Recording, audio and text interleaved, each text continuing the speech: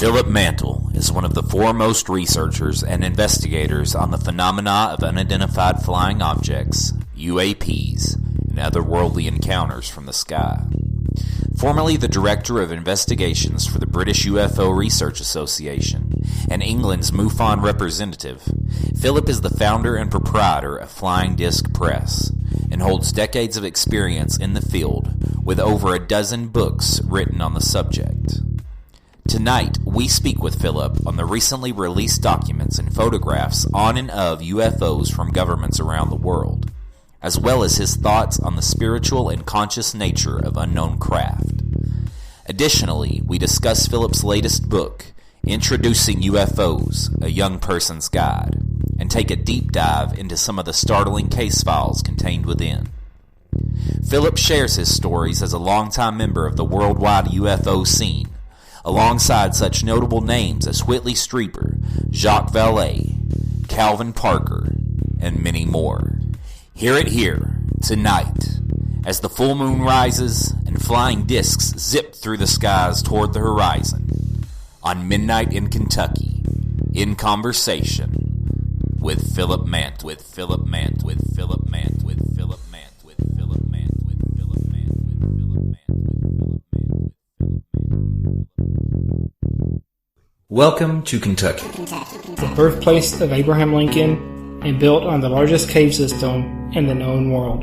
The home of Daniel Boone, Hunter S. Thompson, horse racing, and bourbon. But when the hour grows late, the bluegrass state becomes the breeding ground for realms beyond those familiar to the human race. In the east, ghosts, spirits, and ethereal entities roam the hills and hollers. In the north, Mothman beats his wings along the banks of the Ohio River. To the west, small green creatures stalk farmhouses and disappear without a trace when shot. While in the south, the energy of the Veiled Witch is palpable just over the border. Joining with us as we investigate just what goes wrong in the bluegrass night. And ask the question, how many coincidences are too many? There's no need to check the clock. There's no need to check the clock. Time is an illusion. Time is an illusion. And it's midnight. It's midnight. In Kentucky. In Kentucky. In Kentucky. In Kentucky. In Kentucky. In Kentucky. Ladies and gentlemen, the full moon has risen once again for Midnight in Kentucky. I'm Ben. I'm Steven. Tonight, we have a very special guest who both Steven and I have been fans of for a long, long time. A man who has pretty much spent his life investigating the phenomenon known as UFOs or UAPs, if you want to use the modern vernacular. The proprietor of Flying Disc Press and the one of the foremost ufologists in the field, absolutely, without a doubt, Mr. Philip Mantle. But before we get to that, please, if you would, if you enjoy the show, if you enjoy what you're listening to, follow us on social media. We are on Twitter, Facebook, MidnightKentucky.com, and the Ransom Letter Publishing YouTube page. Of course, that's our publishing company. Check that out for Midnight Kentucky episodes, music from Ransom Letter Publishing artists, and much more. In addition to that, we are working on getting our Patreon launched. We're aiming for a mid-January launch date, so keep an eye on social media for all of that. There's going to be a lot of cool offerings over there, including bonus shows, new shows, different stuff. So keep your eyes out for that. But like I said, tonight we are speaking with Philip Mantle of Flying Disc Press and one of the foremost ufologists in the field. Yeah, you're going to be hearing from one, as Ben said, one of the top ufologists, very well-known figure, Philip Mantle, and he's going to go into a lot of interesting stories, a lot of things that myself and Ben has not heard yet.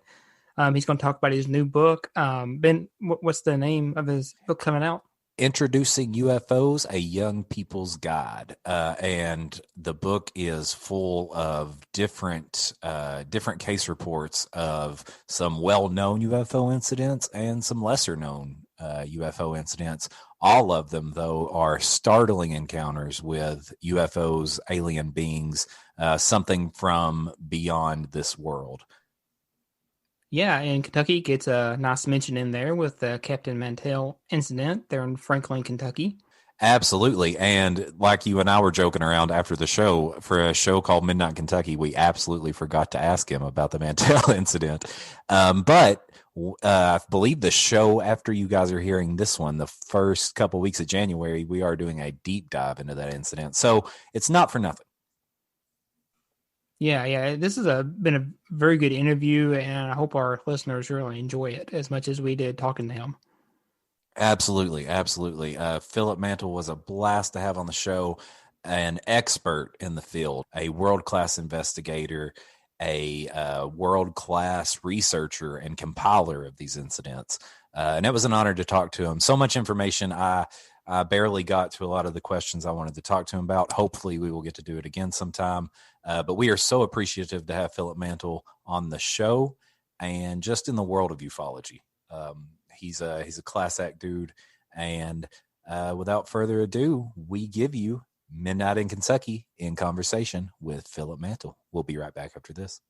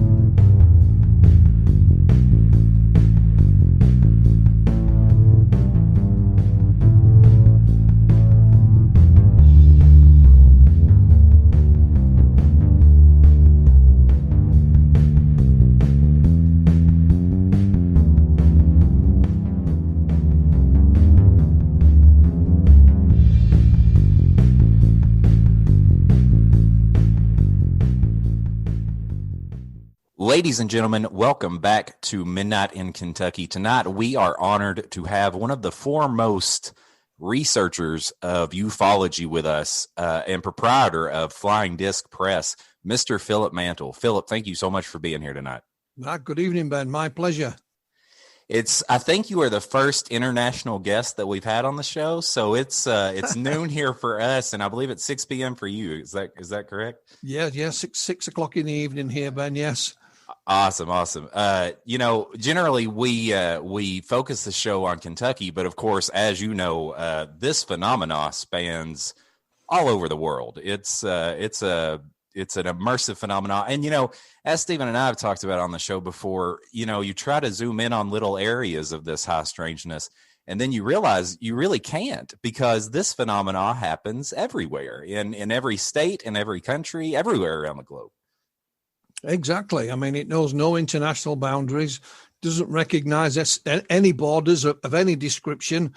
So, it's one of the few things I think a lot of people can agree on, is that whatever UFOs are, they're an international phenomena. And it speaks for itself, really. Absolutely, absolutely. And it's so funny. I've got this down in my notes for later about how different countries' governments handle it, and it's almost like they try to make it a national problem or a focused issue. And it definitely seems like maybe these days we're getting a little better about that. Different information's getting released, but it is funny how we have all these different countries releasing their UFO information, and for a long time here in the States, our government was basically like, no, nothing like that exists. We have no knowledge on that or anything. Yeah, I mean, what we've seen, certainly, maybe over this last decade, is that a number of countries around the world, including here in the UK, have released their UFO files. Some would argue that wink, wink, nudge, nudge, perhaps it's not all of them, but nonetheless, in the files that have been released, there is some interesting information. And when you look at it and you look at the way the authorities looked at it, they seem to be as puzzled and as baffled as anyone, despite having, access to better systems of investigation. And, it's, again, I think we have to remember when it comes to our governments, that part of their job is to keep secrets. And it's not always the information that they've collected that is secret or of any defense significance. It's actually the way they go about the data gathering, the information gathering. It's that part that is secret. So if they were to release X, they would have to release how they'd obtain that information, which they'd rather not do. So, it kind of kicks off a bit of a conspiracy. But it's understandable both ways. Absolutely. Absolutely. And that's actually something that Stephen and I were talking about just before we got you on the line here, about how it seems like, there has been this this conspiracy mindset built up around UFOs and the unknown in general, and how, maybe they have let that mindset be built up to make us believe that they know more about these things than what they do know. And maybe that's the conspiracy in itself, that they really don't know anything. Well, it's something I've often said myself. When you speak to these individuals, and that can be, from people who fly the aircraft, the air crew, wherever, they seem to be as puzzled and as baffled as the rest. Because we have to remember, gentlemen, we don't actually investigate UFOs. We investigate UFO reports. And there is a huge difference there. Absolutely. I can't give you a UFO to put under the microscope, examine in a laboratory. I can only give you the witness testimony. Sometimes with the military, there may be film or photographs involved, but whatever it was, it's been and gone. So that's the difference. And sometimes the powers that be will have looked at this phenomenon and said, well, what can we do? It's not there for us to investigate. I can, it's not like a murder, Right. There's a body and there's a motive and there's a murder weapon and there's fingerprints, Right. It's whatever it is. And even our own Ministry of Defense here will admit that there are things that they cannot identify, but they said it's of no defense significance. For me, that reads, we don't know what they are. And we're just as baffled as the rest of you guys. And let's move on. So when it comes to dishing out the dollars or the pounds to from the various budgets, UFOs come pretty low on the list, I'm afraid. And you can understand it in a lot of ways, guys. You really can. We might not agree, but we can understand it. Sure, absolutely. But you mentioned something there, and of course, this is a major issue of contention within the UFO community, of just how much, UFOs, UAPs, however, whichever way you choose to refer to them, how much they do matter to national defense. Because, of course, there's numerous cases, many of which you mention in this book, where it seems like UFOs have interest in our nuclear systems, our defense bases.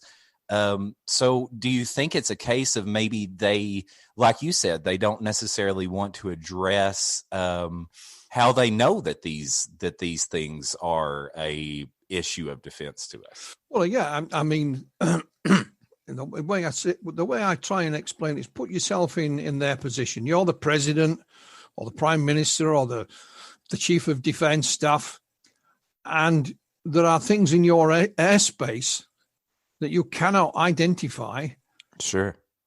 Would you ever want to admit that in public? Right. I don't think you would. It's just as simple as that. I think it boils down to that. I don't think any of the Western governments would ever admit that they don't have total control over their airspace. They like to be all looked upon as all-seeing, all-knowing, all-powerful. We can protect you. However, there are these things that are in our airspace, and we don't know what they are, where they come from. It's like I interviewed a very high-standing RAF gentleman here in the UK, and back in the 1960s, his security clearance was so high that when the spy plane, the American spy plane, came into Britain to refuel, he was notified of it, and that was the most secret aircraft in the world. Sure. But he said, Philip, he was there in person on military radar. We tracked 6 unidentified targets over the mainland UK. It was double checked with another radar installation and a civilian radar. And he says, I can tell you what these things weren't, and he'd give you a whole list. He said, but what they were, I have no idea, And right. So I think if he said, I was told to report it. We immediately made a report. What tends to lend suspicion, this was a gentleman called Wing Commander Alan Turner. So it's not secret. He went public with his story. When our own Ministry of Defence UFO files were released, of course, the Wing Commander's report is nowhere to be found. So, that then gets some people upset and saying, "Oh, it's a conspiracy. The good stuff went elsewhere." Well, sure. I don't think so. When he reported it, it wasn't on a computer system like we have today. Things did go astray. It could well be sat in another filing cabinet somewhere else, right? With a different heading on it. But the Wing Commander, went public with his story. We only found out about it quite by chance. And he said, Philip, I have no idea what these things were. I've seen everything. You name it, I've seen it. He was a career, military man in the Royal Air Force, and he's just one example. He introduced me to a colleague of his who had a similar thing, but on a smaller scale. And that was tracked on military radar. And the RF station at which they were stationed at had guards posted, and the guards saw it themselves with their own eyes. So it was not only just seen visibly and on radar, but we did find that report in the MOD files. So, right. All the good stuff didn't go somewhere else because that was in there as well. Absolutely. And like you said, both of those sightings from RAF officials, it's only one of the many, 2 of which you mentioned here, the Lakenheath sighting, and of course the major one, the Rendlesham sighting. So it does seem like the RAF has quite a few incidences with whatever these things are. The same as the American military, of course. It seems like, these reports, and this was one of the things I was going to ask you about, with reports like these, like Rendlesham, like the Lakenheath sightings, and all of these major reports. Why do you think it is that these things have been ignored for so long? And until recently in pop culture, almost laughed at in a way, with these major sightings like this. I think the way that the UFO subject is viewed via the media and popular culture and Joe public, that tends to differ from sort of decade to decade, Ben. I'm one of those guys who's been around for just over 40 years. And the media here in the UK at one point used to call UFOs the silly season, because in the summer here, the Houses of Parliament were closed. They were in recess. The football season had finished, so they needed something else to write about. Right. So UFOs were always a prime topic in the summer. They called it, in quote, silly season. And it is by no coincidence, for example, when I was a conference organizer, I always used to organize the conferences to be in that so-called silly season. Sure, because absolutely. I knew we could get some traction in the news media. Right. So it kind of fitted it. But then again, what would happen? You'd have an incident like Rendlesham that was, although it took place in 1980, it didn't make the newspapers until 1983. And it made people sit up and take notice, because this was or they didn't know it at the time, there was a facility in the UK that stored atomic weapons. Right. It was in 1980, it was on the front line of the NATO defenses against the Soviet Union. And of course, the witnesses primarily were military, including the deputy base commander, Colonel Holt. Right. So when people like of that stature are going on the record, some people, sit up and take notice. Then you sort of move forward into the 1990s. You have people like Harvard professor Dr. John Mack join the argument. Now, you cannot, you could not say anything about Dr. John Mack that, he was a Harvard professor. He was a Pulitzer Prize winning author. And when people like that, again, he's got more to lose. Sure, absolutely. He has to gain. In fact, whichever university was at did take a look at him, and they found he hadn't broke any rules or anything like that. They were just a bit embarrassed, I think. That's the way academia tends to work. But then you have a long-running scientist who stayed with the subject, from early days. He's now still there. That's Dr. Jacques Valee. He's French, but he's lived a long time and worked in the United States. And he's now featuring again. He was the basis for Lacombe in Close Encounters of the Third Kind. He worked with Hynek and so on.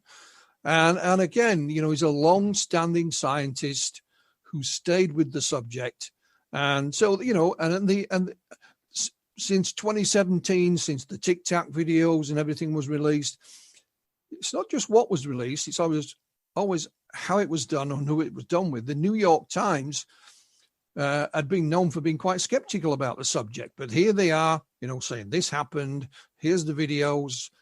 They checked the credentials and ran with the story. And I believe it also, I think it was the biggest online story they've ever had. The amount of hits they got online, so they know how it sells as well. But so that then people stand up and take notice, and it becomes more mainstream, and it's taken a bit more seriously.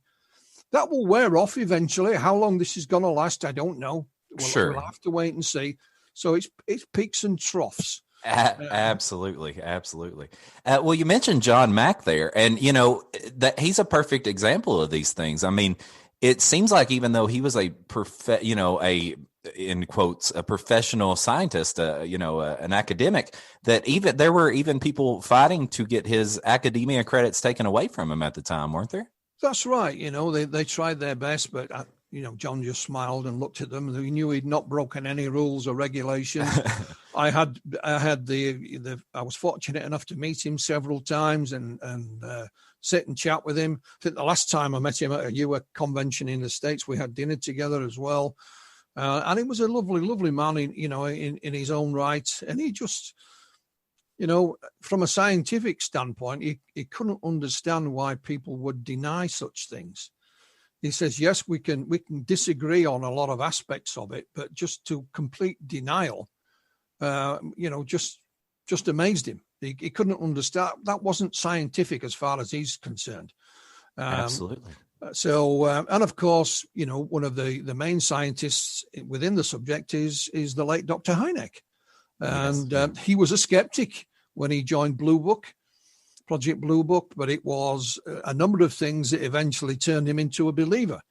And I think that speaks volumes.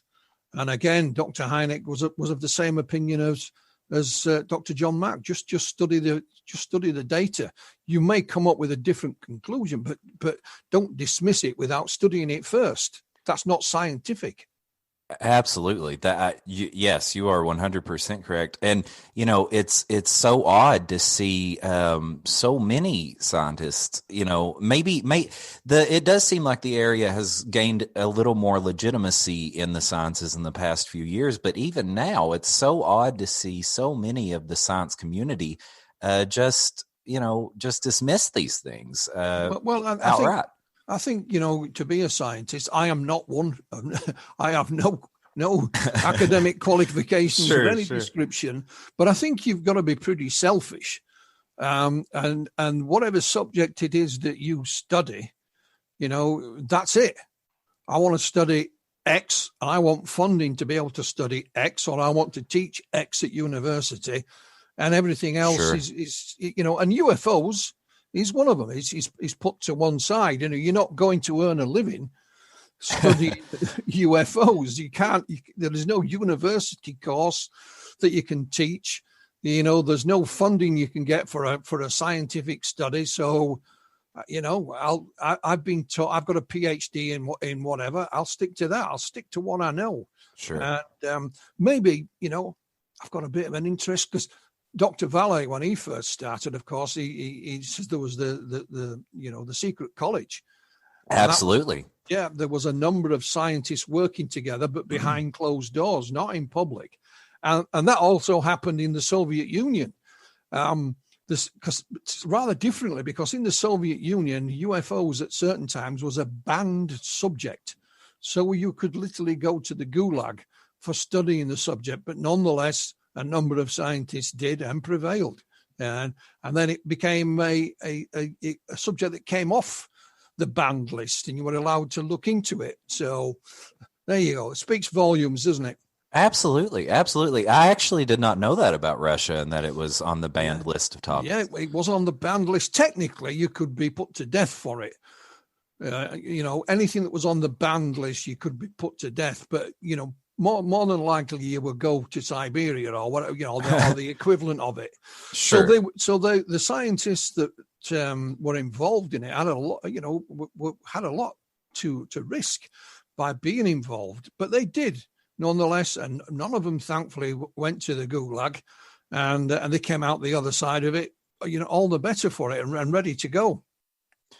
Absolutely. And, that to me, and like you said, neither Stephen nor I are in any way a scientist, no professional, but to me, that is the essence of scientific thinking, a curiosity that prevails, I may be executed for this, a curiosity that says, I need to investigate these things. I need to see what I can find out about these things. And that's what's so great, about seeing Jacques Valee on shows like Joe Rogan now and stuff like that. Maybe, the moment's finally coming there. And like you said, Jacques has been in the game for quite a while. So I'm sure he has seen these patterns of ebb and flow as well. Yeah. I mean, I think he became involved in the 1960s. I think it's in his early 80s. Now, I class myself as very fortunate to have met Dr. Valee several times and had private meetings with him a long time ago. When I say private, they just weren't public. We sat down, we had, coffee and a bite to eat, and a fascinating man in his own right, But people like that have got more to lose than they have to gain by being involved in subjects like this. Absolutely. But nonetheless, some of them do. It's like Hynek argued with Carl Sagan. Because Carl Sagan said, phooey, UFOs, nonsense. And Hynek said, well, just study the data. And he just said, I haven't got time. Right. So Hynek said, well, that's not science. What you need to say is, I don't know. I've not studied them, rather than just dismiss it. But there you go. Absolutely, absolutely. And coming at this from a philosophical angle, which if anything, I'm a philosopher over a scientist.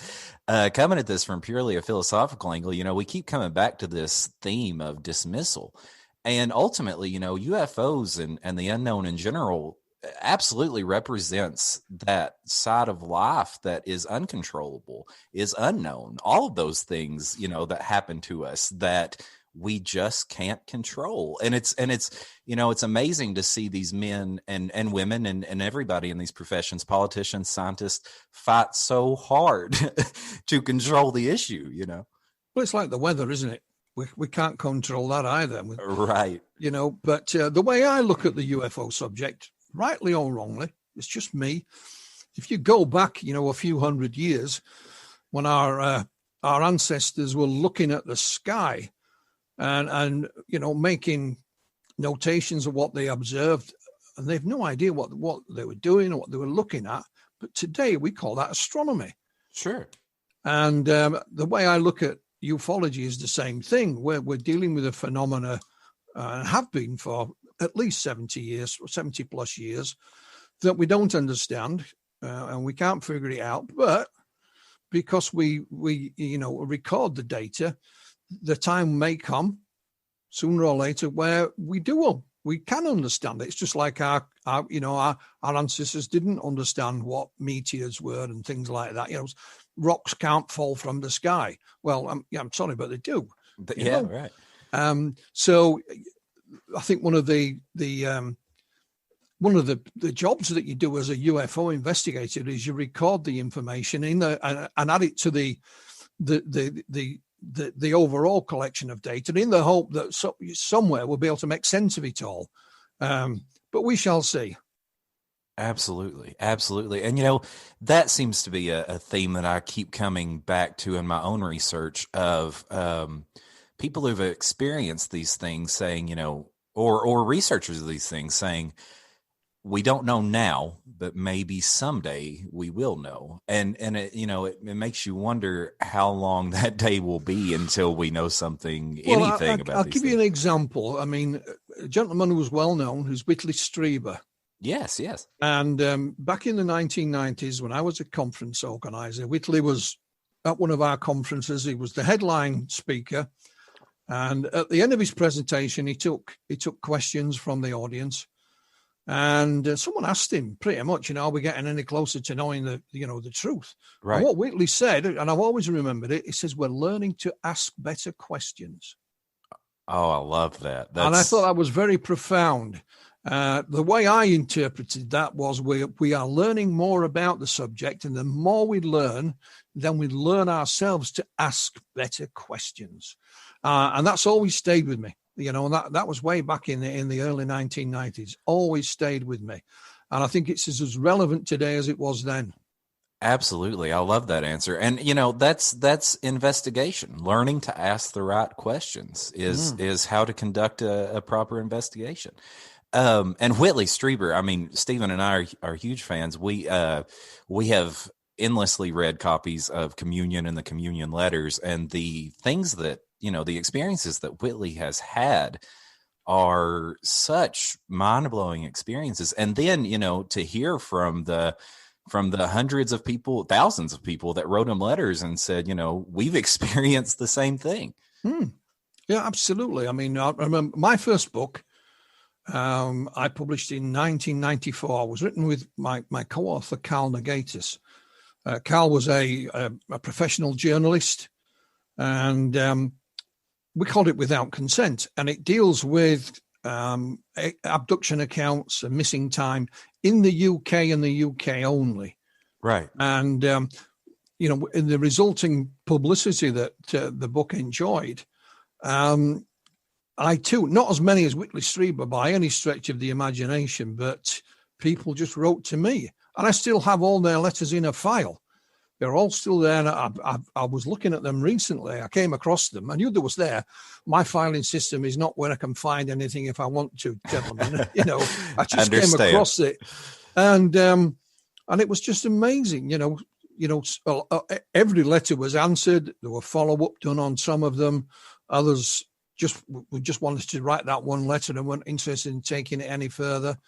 And, I was astounded. I really was astounded. I remember a colleague of mine who did was a guest on a very popular TV show here during the day.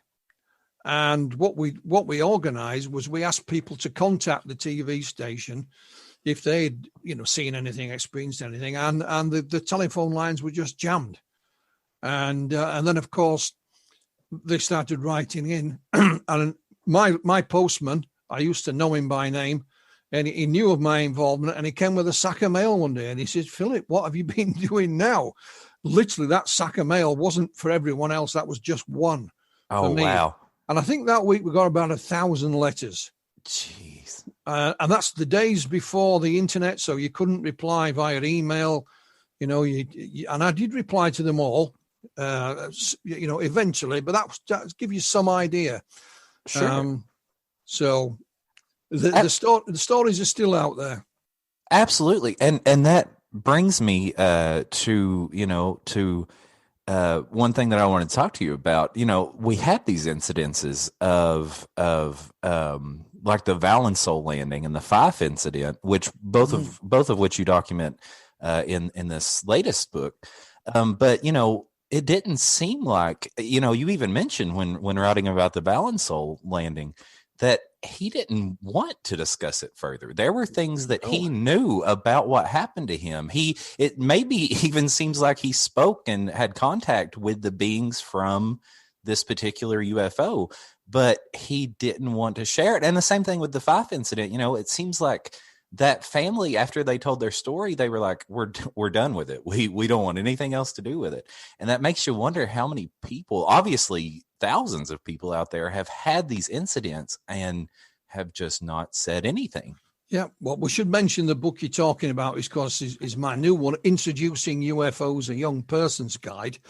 I've written it, and it's been illustrated by my friend and colleague, Ronald Kinsella.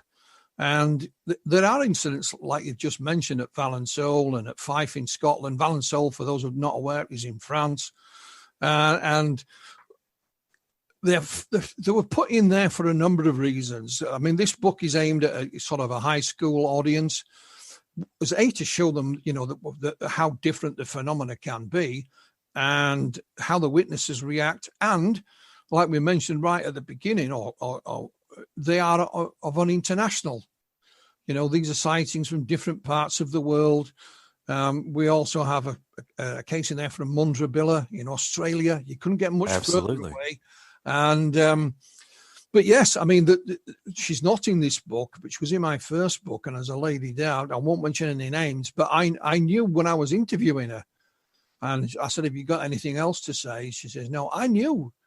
I just knew there was a lot more."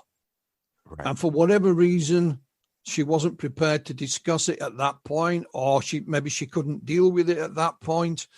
But I kept in touch with this lady down the years, and slowly but surely she's told me more, And I haven't written up about it since. I've just kept it between us.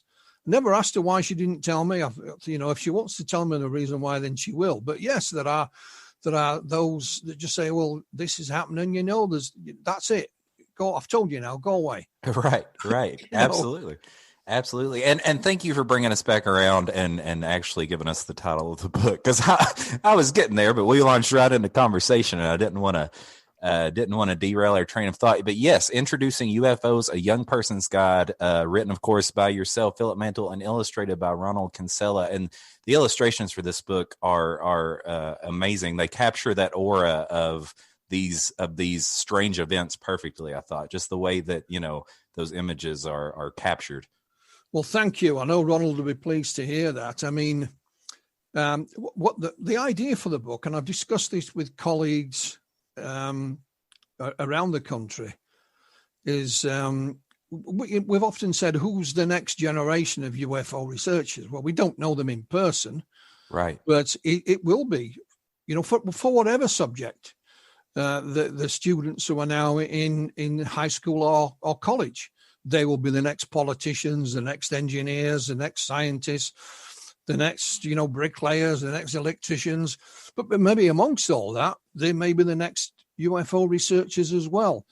I remember when I was at high school, when I got interested in this subject, it just kind of jumped into my head and there was no way of getting it out. And I'm glad that happened, because when we're that age, it's when you first start to, choose your own music, your own clothing, you're not listening to what mum and dad are telling you anymore. Absolutely. Yeah. You develop your own interests. And I left high school at 16 with no qualifications, but I had this interest, and it was UFOs. And it's been with me ever since. And it's the same, I began before the days of the computer. So I've accumulated, UFO report files and research papers and documents, all in paper format. So we've discussed how we're going to leave them behind so that people can access them once we're no longer here. Sure. But the way introducing UFOs is designed, I tried to put myself back to when I was a teenager, but also look at my own children. They've grown up now. They're not teenagers anymore, but I can remember them as teenagers. Let's put it that way. Right.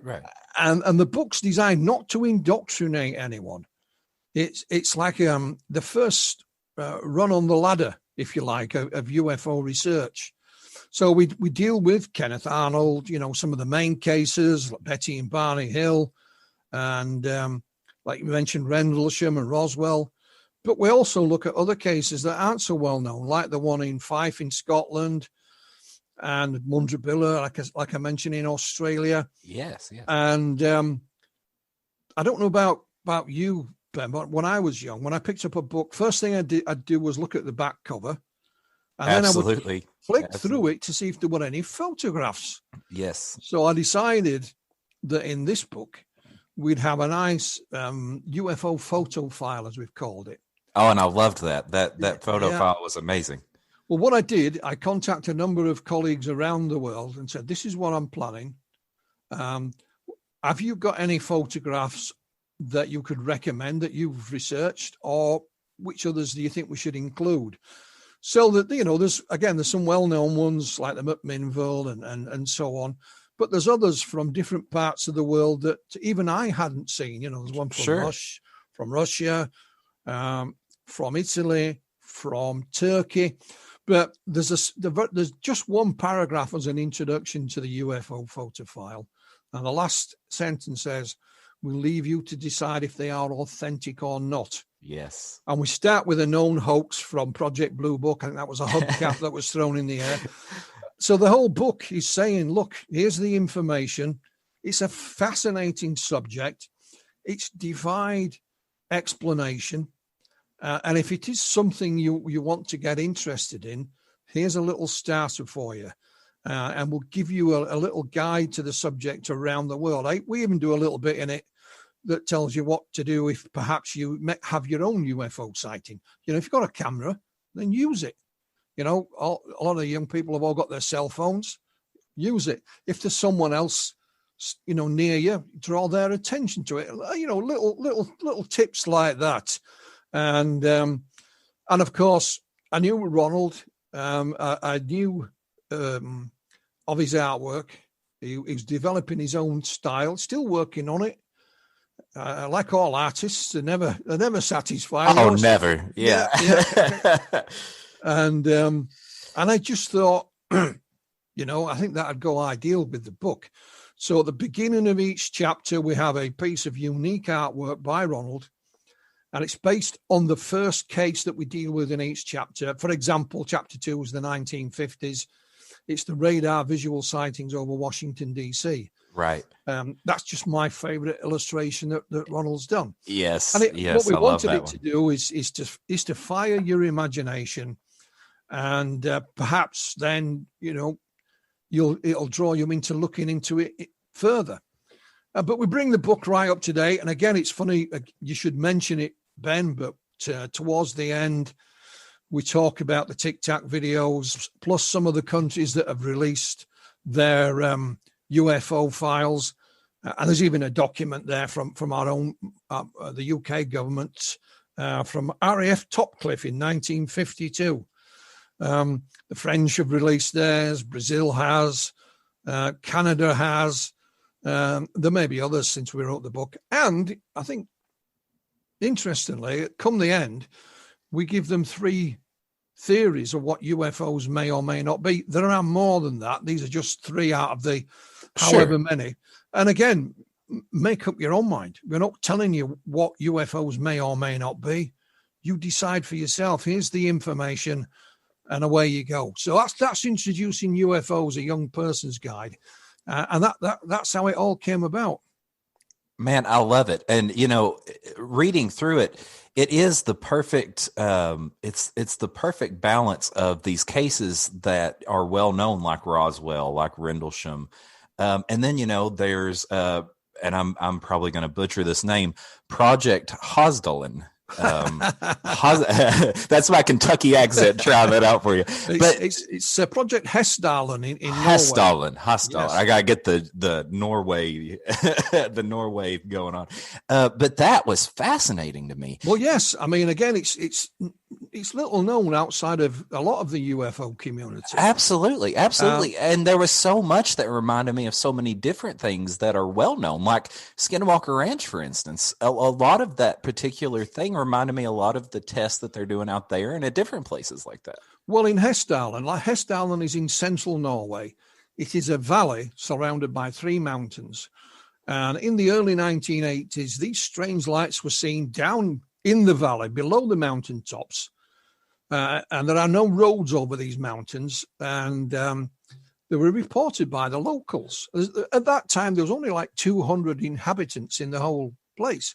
I mean, even now in the whole of Norway, I think it's got about 6 million people there. That's it.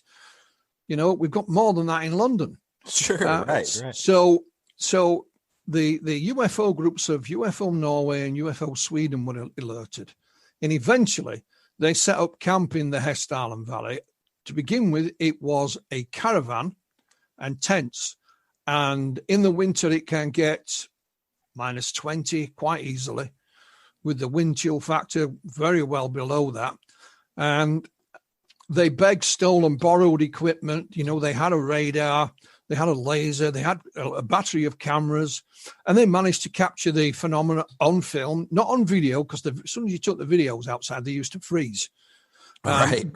They got some help from local universities and the military. For example, if at certain times, if you stayed outside for any length of time, you had to wear a survival suit. Jeez. That's how cold it was. Now, Alan Hynek went there, I think in 1980. I'll probably get this wrong. I think it was 1983. And he stayed with a friend of mine called Odgunner Road. And he drove him to Hessdalen. And on their way there, it got so cold that the car froze. Oh, my. Jeez. And stopped. And when I mean froze, it stopped. Sure. But thankfully, they got it going. And Dr. Hynek went there. He saw the lights for himself. And so some years later, I followed on. I went to Hessdalen with the same gentleman. And I remember before we set off, we called at what you call the gas station. And it's cold. This is December. Right. And he opened all the car doors and the trunk, and he got this little thing with a sponge on the end, and he went all around the edges of it. And I'm thinking, what's he doing? It's cold. That's what you're doing. He says, I'm just making sure the doors don't freeze. So, and it was about minus 10 when we got there, but it wasn't too bad. There was no wind. There was no rain. A lot of snow. I think they had about, 4 or 5 feet of snow in places. I didn't see the lights, but I certainly tried. So I have been there. But so what they did is eventually they built up interest, scientific interest. And I asked them, the researchers how they went about this. When they went to the various universities, they never mentioned the word UFO. They called it strange lights. Right. And then they got the scientists interested. There's been a scientific study done there. They now have a fully working automated science lab there that monitors the area 24/7. It's taught in the high school there. Jeez. So they have a webcam that has captured the phenomena now on film, so you can see it flying across the valley. And a whole host of other equipment is still there. So from their very humble beginnings in a borrowed caravan and tents to a scientific establishment, that's what UFOs can do, you know. And so, you know, you can go to Hesdale. There's nothing stopping you. I would advise you not to go in the winter. Absolutely. We think our 30, 27 degree winters here in Kentucky are bad. I can't imagine a negative 10. Whew. Well, again, introducing UFOs, they may be, high school students who are really interested in science. Absolutely, yes. And with Project Hesteland, there are a whole branch of different scientific disciplines that you can apply to it. So from a scientific point of view, you can also study various aspects of the phenomena, or from a social science point of view. Yes. A very good friend of mine who has a PhD in folklore studies the subject, because folklore are basically stories. Yes. Legends, myths. Yes. Well, this is exactly how the UFO phenomena behaves. So you can study it from a whole range of different vantage points. And so that's one. When Hynek was there, for example, he called Project Hesteland a UFO laboratory. Oh, 100%. I mean, yeah. It absolutely is. But, that's interesting you bring up that folklore connection, because I would say that is really, my jam with UFOs, like that folklore mythology connection. I love that, and how it affects people. That, like you said, we can't study UFOs. We can only study the reports. Yes. And what these incidents do to people, particularly the Valençol incident. He talks about it. He says he doesn't want to claim it as a religious experience, but it's talked about that way. And there's a lot of these cases that are talked about like religious experiences. And I was just wondering, kind of what your feelings on that area of it. Well, it's interesting. I mean, before publishing books like this one, like before introducing UFOs, when I set Flying Disc Press up in 2015, just me, nobody else. I was encouraged by a colleague of mine called John Hansen, a retired police detective. John runs his own little publishing outfit called Haunted Skies. I would recommend it to anyone. I really would. Yes, definitely. And, we'll include that in the show notes. So he encouraged me. And the first book I published was by a colleague of mine called Peter Cielebias in Poland. And it was UFOs over Poland. And of course, a lot of people in certain, mainly more rural parts, although not exclusively, are Roman Catholic. And, when they've had these encounters, they've got down on their knees and prayed. Sure, right. And that was followed up by UFOs over Romania by Dr. Dan Farkas. And a similar thing happened there. So when I go back to our first book, Without Consent, in 1994, what I did, and I should have done it while we were writing the book, but I didn't, for whatever reason. I wrote to a number of the people that were featured in the book. And I said, I want to know, you've had this experience, not me. What is your explanation for it? What do you believe is the nature and origin of these encounters? And I didn't give them any prompts. But some came back and said, no, it's definitely aliens from another world, Philip. Some said, I don't know. Sure. Even now, I that's why I contacted you, Philip. I thought, right. You might be able to tell me. Well, right. No, I can't. But there were a number who thought it was spiritual. And I found that fascinating. So even the people who had these encounters had different interpretations of what may lay behind it, what may be the nature and origin. Right. And I'll give you another example. And I still can't figure this out.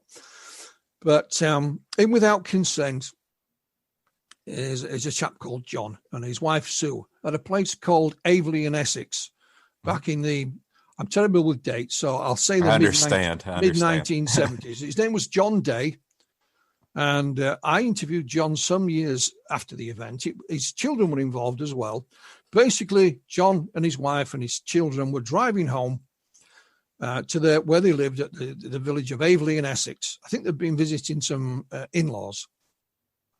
As they approached the village, they drove into a bank of green mist. The radio went funny on the car, and the strange thing happened. John's wife, who sat next to him, turned to him and said, "Is everybody here?" There was a bump, and they were out of the mist. Now, in those days, here in the UK, at a certain time of an evening, the television would just finish. Sure. So you turned it on, it was just snow, or the test card, that we used to say. Right, yeah. But John had been wanting to get home to watch a certain television program before he finished. So they get in, children go to bed, puts the TV on, and it's finished. And there is no way this could have happened. They know the route, they know how long it takes. So John phoned what we used to have is the speaking clock. Don't know if you had it in the United States, but you could press the number and it would tell you the exact time. Right, yeah. And he still didn't believe it, so he phoned the police station just to ask them the time. Right. Because it was late, and a lot later. Cutting a long story short, him and his wife, Sue, remembered the encounter, and it all came out. He told us everything.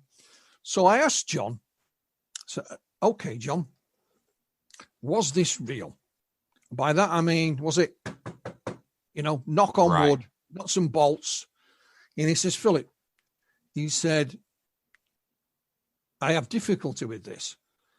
And he said, not only do I not have the words in our vocabulary to describe it, we as a species don't have them. But he says, the best way I can describe it for you, and again, Ben, I find this quite profound, he says, if you went to a film studio and you went on the set, it's real, isn't it? It's wood, metal, you can touch it, bang on it, smell it. But when you look round the back of it, it's a fake. And he left it at that. Oh, wow. Yeah, that is. And again, you can make of that what you want, Ben. I mean, no disrespect to John Day. He wasn't a philosopher. He was actually a carpenter. Sure. And that's the way he described what he felt lay behind his encounter. And I was just sat there looking at him. I didn't really know what to say.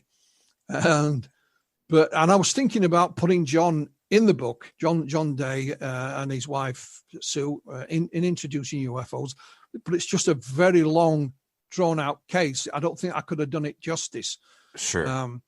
Because what we decided to do with this book is not make it text dominant. So if a young person's looking to read it, is not going to be hit with an encyclopedia. Right. There's a nice spread of text, photographs, pictures, documents, and I hope we've struck a nice balance of the two, and but that when we talk about the experiences and what lays behind them, even the individuals that have them don't agree and can't figure it out either. And John, if John is right, not only can he not figure it out, then we as a species can't either. Sure. And I love that answer. I love that whole story, because that's definitely something that Stephen and I and this show in general has really delved into, just how UFOs and encounters with beings that are not of this earth affect reality for all intents and purposes, and affect how we perceive reality and that spiritual nature of these things. Well, it's funny you should mention that, because as I told you, the second book I published was UFOs over Romania. Sure, yeah. By Dr. Dan Farkas. And at the end of the book, he briefly wrote, his own ideas, his own theory, if you like. I found it fascinating, so I asked him to expand on that. So he wrote another book, And I would recommend anyone read it. It's not for the sales, I can assure you. It's called Hypercivilizations. There are no pictures in it, and it's not a huge, great, tome. Sure. Basically, what Dr. Farkas believes is that, yes, we are being visited by beings not of this world. He's not going to say how they got here or whatever, but just not of this world. But in his theory is that they are not thousands of years, not tens of thousands of years. They perhaps are tens of millions of years in advance of us. Sure. And they are so advanced that, again, we, the human species, as far as the evolutionary scale is concerned, cannot comprehend them. The phenomenon is right there in front of our eyes. We can touch it and smell it, but we can't figure it out because we're too dumb. It gives the example as if you take a computer screen or a television set, put it in an ant's nest, the ants will crawl all over it. They'll know it's there. The soldier ants may even attack it, think it's a threat. Right. But never in a zillion years will they be ever able to figure out what it is, and where it came from, and what its purpose is. And on the evolutionary scale, we are the ants, and the whatever's coming here is way beyond us. So it's going to take a while and a long time before we evolve to be able to understand what is right in front of our noses. That is Dr. Farkas's theory. He calls it hypercivilizations. And I would recommend anyone have a read of it. It just, I'm not saying he's right, I'm not saying he's wrong, but it certainly it is food for thought. Because the one thing Dan couldn't understand was some of the stupid things. He calls them UFOnauts. Right, yeah. They do stupid things. Absolutely, yes. But he came to the conclusion they are not doing stupid things. It's just our interpretation of what they're doing. Right. We can't understand it. We can't figure it out. So we report it, and it sounds stupid to us, but it's actually not. We just can't figure it out. And that's how he comes to part of his conclusions. It's an interesting idea, it really is, but it does start the old brain ticking over.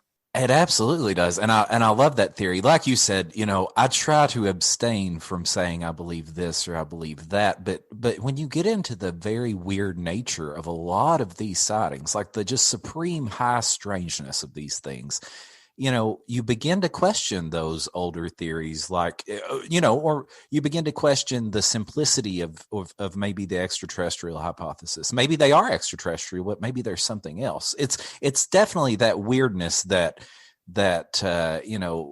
lends itself to maybe us perceiving these things completely wrong.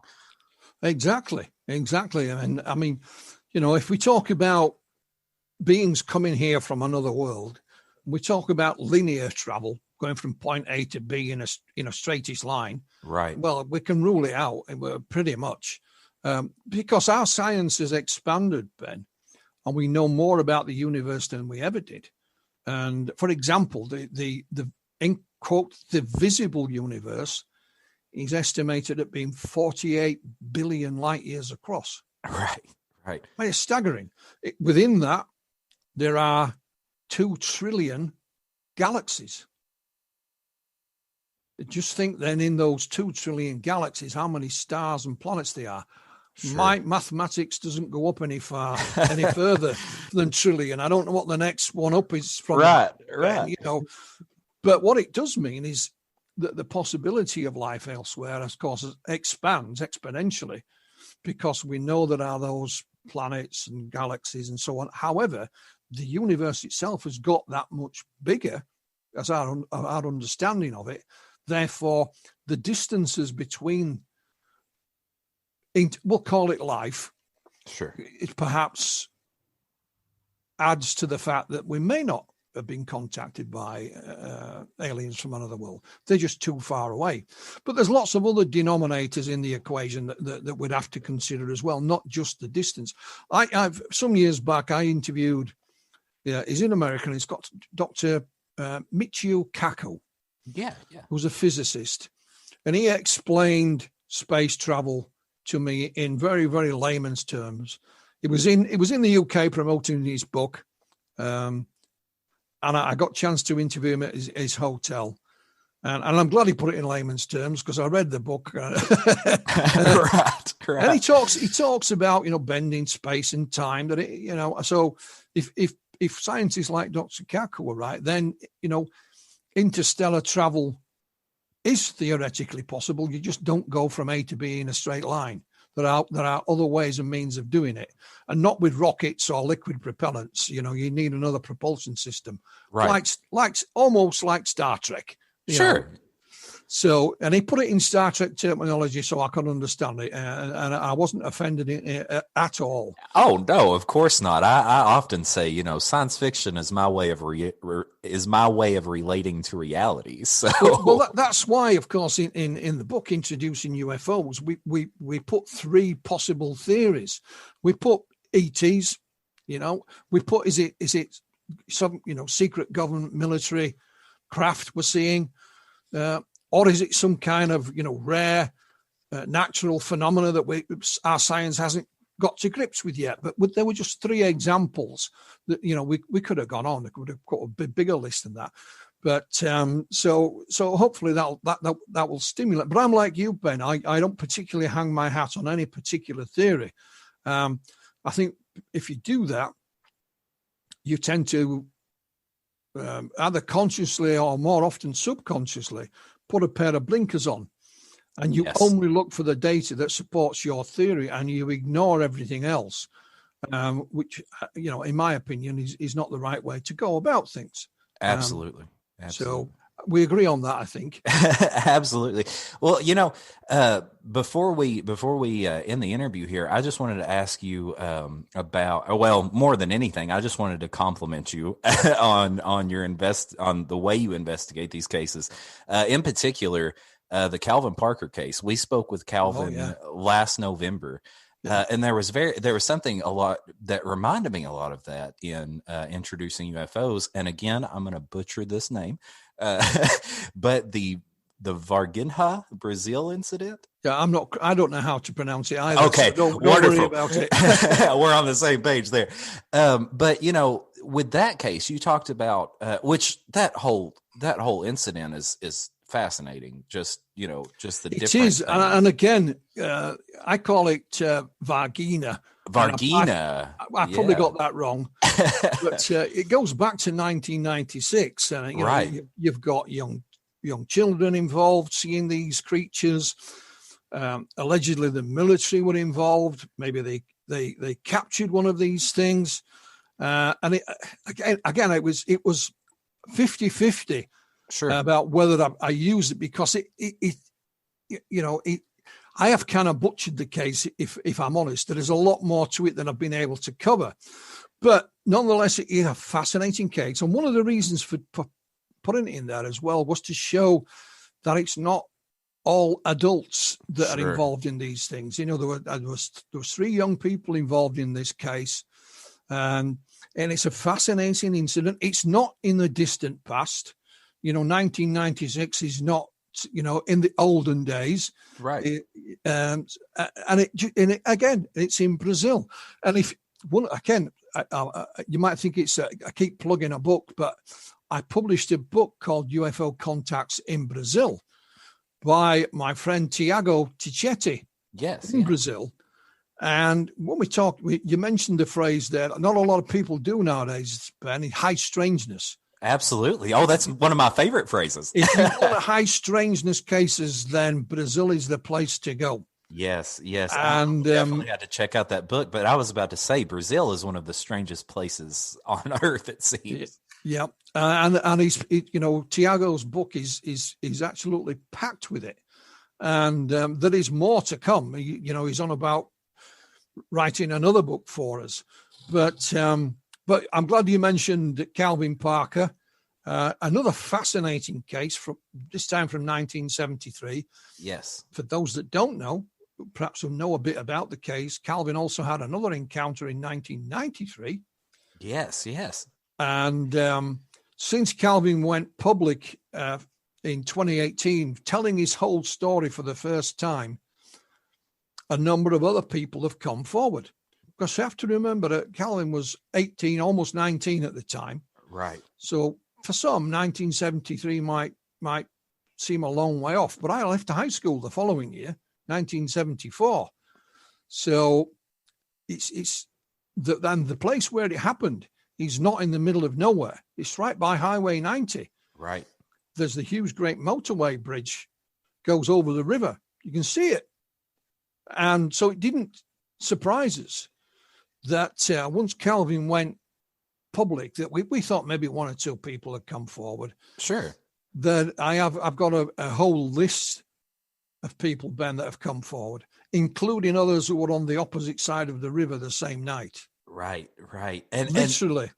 And that's what I was going to say. You know, you said that with the Brazil case that we were talking about, that you felt like you had butchered it, but I hadn't done as much research into it as you know, a lot of people, obviously, but there was so much in just your little write-up of it that I didn't know. And not only that, but I didn't know that the investigation was ongoing.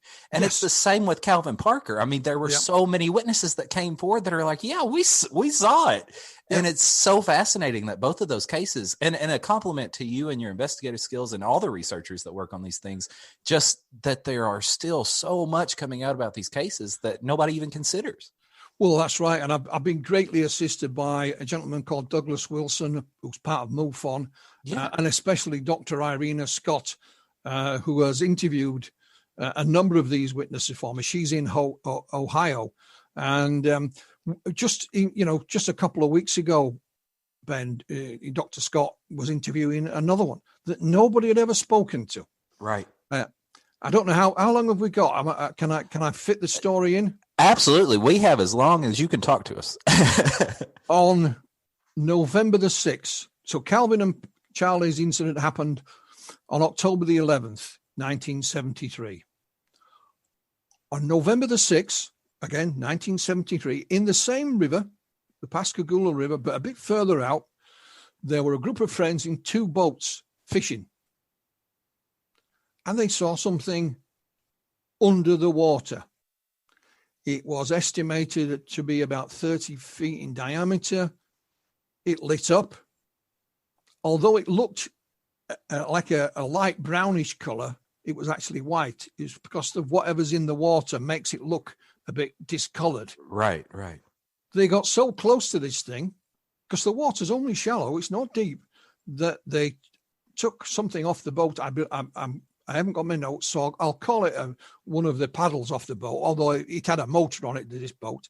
Sure. And they put it in the water, and this thing went clunk. So they once they hit it, the lights went out. It reappeared somewhere else. They played cat and mouse for about 20 minutes, half an hour. They then went in person to the Coast Guard station and reported it. So the Coast Guard sent a boat out. And the Coast Guard also saw it and hit it, and it went clunk. Now, in Calvin's second book, we have the actual official documents from the Coast Guard. But after the book was published, I was sent a photograph that was taken by the Coast Guard of all the civilian witnesses. So they're all lined up in a row, and it's in color. And I think there's 7 or 8 of them. Click. On the back of the photograph is all their names and their ages. And a couple of them were only teenagers. So just, I don't know, a month, 6 weeks ago, I put that particular photograph on social media along with everyone's name and said, anybody know these people? Are they still alive? And within an hour, people were saying they're all dead apart from one. And the one that was still alive, it was a young lady. Well, I'll say a young lady. A lady contacted me. It was one of her family members. And she said, I'll speak to him. She came back an hour later. Yeah, he'd be more than happy to speak to you. Oh, wow. Passed the phone number on to Dr. Irina Scott. She had a long conversation with him on the telephone. He remembered it, like it was yesterday. And nobody had ever interviewed him. Nobody. Jeez. So that is sat there. We haven't published it yet. It's there.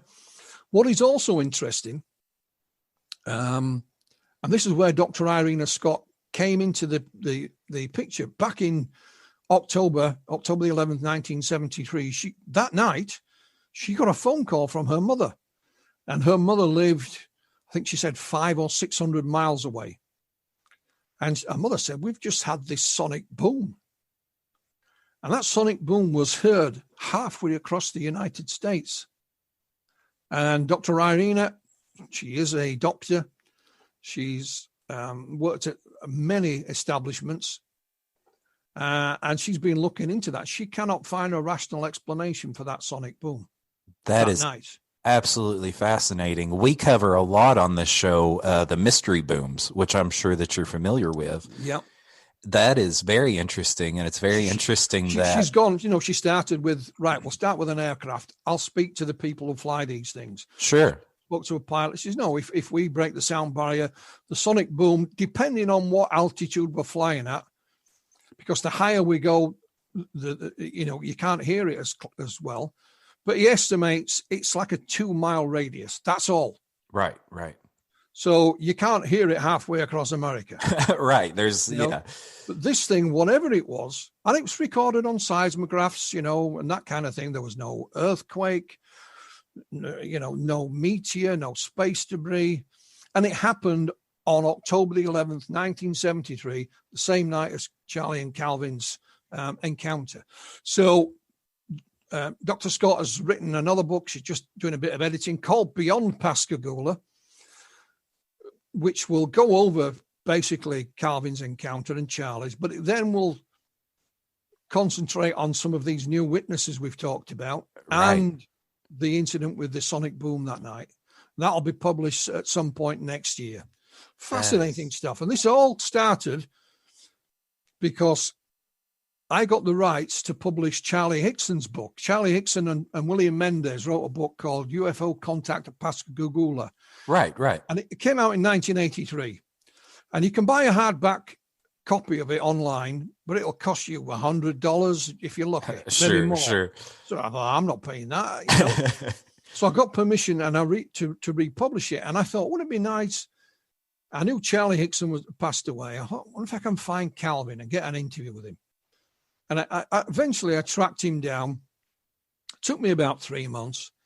And I spoke to him on the phone, and he was very polite. Yes. He wasn't saying an awful lot.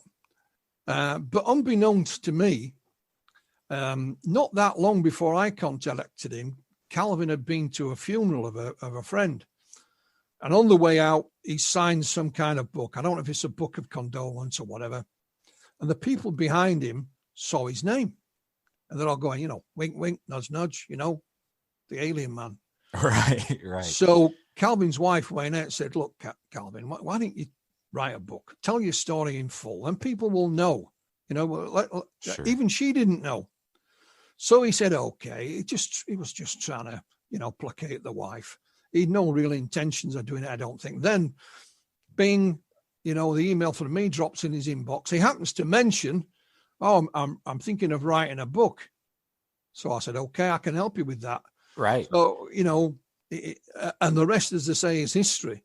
And he's now glad that he did it. It's lifted a huge weight off his shoulders. And everybody knows his story now. They're not wink, wink, nudge, nudge. He's had very, very few, idiots contact him or anything Sure. of that nature. He's been well received. And the town of Pascagoula have even erected a historical monument. Right. Absolutely. To him and Charlie. But the witnesses are still there, Ben. We know there are others, and whether they choose to speak or not is a different matter. But on it goes. And just on a different aspect rather than research, we've just been asked to work on a graphic novel based on Calvin's encounter. So we're going to do that. Ironically, coincidentally, I am friends with the guy who is doing Facebook for social media, friends with the guy who I think is drawing it. And he posted it up there, and I was like, oh, man, this is amazing. And he, of course, posted your name in it. And I was like, what a small world it is. And on top of that, the only thing that's prevented this is COVID-19. We have an offer on the table from a British production company for a documentary series. Oh, man. Based on Calvin's encounter and all the other witnesses. And then last but not least, there is the movie screenplay, which has been completed. It's actually in two different formats. There will be a one-off screenplay for a 2-hour movie, or I should say, or there is a 6-part drama series. Oh, both of those sound amazing. Yeah. So the again, it's going through the final editing stage, but the producer and the writer are looking to, get interest in that seriously, come the new year. I've read it, and it's very, very good. Calvin's read it. He's given it the thumbs up. That's the most important thing. And if that happens, we'll all be happy. It's about, Calvin understands that because it's a movie, it might not be 100% accurate. Sure. But when you read the screenplay, I would say it's about 95% accurate. A couple of things have been shortened because it would just go on perhaps too long. Sure. Little things, nothing that detracts from the story whatsoever. And like I said, Calvin's giving it the green light. He has the last say on anything we do. Absolutely. So I can confirm those are in the pipeline, and just hope that they all come to a conclusion. Right. Speaking with Calvin, when we did, he is one of the most humble, and you can just tell when he tells his story that he's telling an experience that happened to him. I mean, it's very obvious, and it's wonderful to see, to see his story getting told in a very serious light in pop culture. Because like we were talking about, it seems like for a long time, pop culture has joked about these things and made them into laughs. And Calvin, he seems like one of those people who, if not approached in the way that he was approached, he would have probably, never told his story. And well, that's right. He wouldn't. And I'll tell you what a gentleman Calvin is. Here's a little story for you. And he won't even tell me the conclusion of this. Sure. He had his encounter in 1993. He went and had regressive hypnosis with Bud Hopkins. Mm-hmm, mm-hmm. And Bud took him back to the other encounter in 1973. Now, back in 1973, when Charlie and Calvin was driving, as they're driving up to their fishing spot, they passed another car that was parked. We call it a courting couple in it. Right. Now, Calvin could remember the make, model, color of the car, even the tag on it, but he couldn't remember the license plate. However, under hypnosis, he remembered the license plate. Jeez. So what he did, he hired a private detective to see if they could find the people who were in it. And they did. The man that was in it had passed away, but the lady was still alive, and she'd just gone into a nursing home. She still had all her marbles about her. She only agreed to speak to Calvin on one condition, and that was, you don't tell anybody my name. I'm not well. So he agreed, and he went and interviewed her. When I say interviewed, he went and spoke to her. Calvin. Sure. Calvin wouldn't interview anyone. Right. And he said, Philip, she says, I can remember when this thing is landing, they're driving away, and it's almost like a movie. I could see her face in the back window of the car. Right. And she said, yeah. And we saw the thing take off. He won't even tell me her name. Jeez. That's what a gentleman he is. Sure. He knows I wouldn't pass it on to a soul. Right. But because he made that promise. Because he made that promise. Yeah. And I think that, is a testament to what a gentleman he really is. Absolutely. And it's a testament to his story in a lot of ways. Yeah. And he just said, look, I don't care whether you believe me or not. I'm telling the truth. This is what If you don't believe me, that's fine. I don't have a problem with that. And again, we talked about I did think about trying to put it in introducing UFOs, but there's so much happened. There's so many other witnesses. I just couldn't do it justice. So I thought, no, I'll leave that one for now, because it is one of those cases that's slowly but surely growing. Absolutely. As more people come forward. And like I've said to Calvin, a lot of what's happened is because you did some local publicity. Can you imagine what might happen if we get this TV series done? Absolutely, yes. And then the movie comes off. I joked with him. I said, you'll have to go back into hiding again. And when we're talking about popular culture, Calvin was totally unaware of this. We found out other things about the Pascagoula case. In 1974, the year after, the rock band Fleetwood Mac recorded a song called Hypnotized. It is based on Charlie and Calvin's encounter. Oh, wow. I did not know that. And I'm a huge Fleetwood Mac fan. Yeah, you check out their track Hypnotized. I absolutely will. That's amazing. And then in 1976, Italian television company called RAI, R-A-I, made a 2-part TV movie based on Charlie and Calvin's encounter. He didn't know anything about that. You can actually view it on YouTube. Yes, I think I've watched bits and pieces of it. And Calvin didn't know anything about that. No, the 2-part movie is called Extra. It's in black and white. And I contacted the company, and they still sell it. So I bought a copy of it on DVD. Wow. I can't understand a word of it, of course. It's all in Italian. Sure. But so little things like this keep cropping up.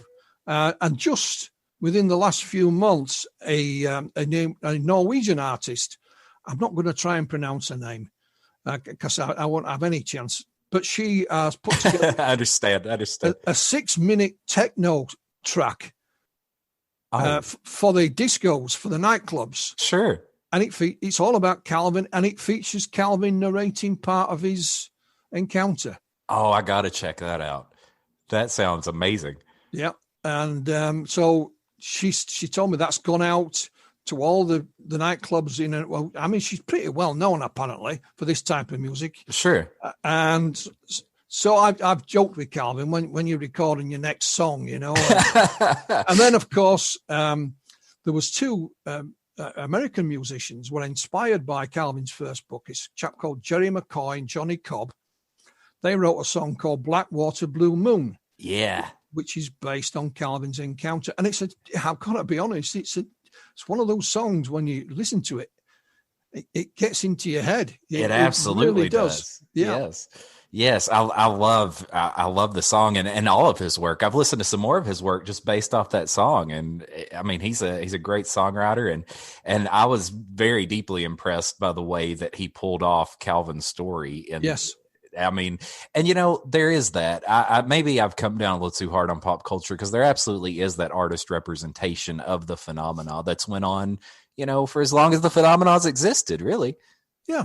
And somebody's, remarked about us doing a graphic novel. I said, well, we'll keep it as accurate as a graphic novel will allow us to do. Sure, absolutely. And, but it's taking the story to a different audience. Exactly. So what can be wrong with that? So long as we're treating it, fairly.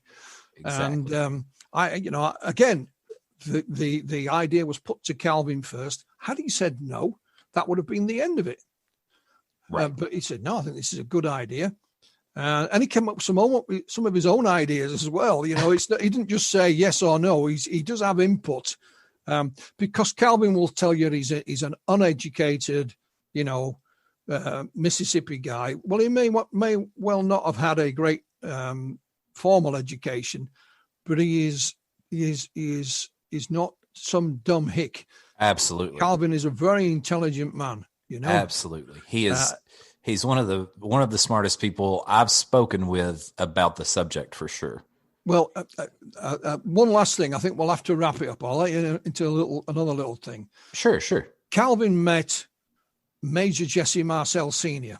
Yes, yeah. Do you know the story? He mentioned it briefly, but I don't believe I know the story. No. What happened? I think it was around about 1984. He was out in, I believe it's Iowa, working in the oil business. And he got friends with a lady in the local store. And she knew who he was. She'd found out. And she says, I want you to come and speak to this chap with me, if you would, please, this elderly guy. So Calvin says, being a nice guy, he said, yeah, okay. So I just thought it was some lonely old man, Philip, living on his own, needed someone to talk to.